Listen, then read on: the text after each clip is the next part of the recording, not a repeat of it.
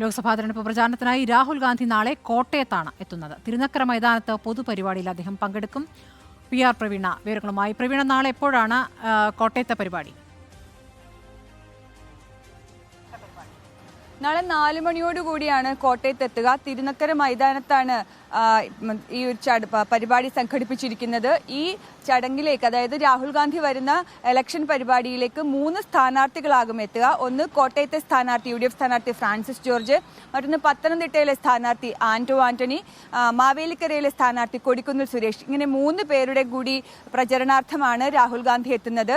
നാളെ കോട്ടയത്തുള്ള പരിപാടിക്ക് ശേഷം രാഹുൽ ഗാന്ധി തിരികെ ദില്ലിക്ക് പോകും. മറ്റ് സ്ഥലങ്ങളിൽ ഓടിയെത്താൻ പറ്റാത്ത സാഹചര്യത്തിലാണ് കോട്ടയത്ത് വച്ച് മറ്റ് 3 മണ്ഡലങ്ങളിലെ കൂടി സ്ഥാനാർത്ഥികളെ ഒരുമിച്ചിരുത്തി പ്രചരണം നടത്തുന്നത്. എന്തായാലും ഈ 3 സ്ഥലങ്ങളിൽ നിന്നുമുള്ള നേതാക്കളും അതുപോലെ തന്നെ പ്രവർത്തകരും ഈ പരിപാടിക്കായി ഉണ്ടാവും. ശരി, PR പ്രവീണയാണ് വിവരങ്ങൾ നൽകിയത്.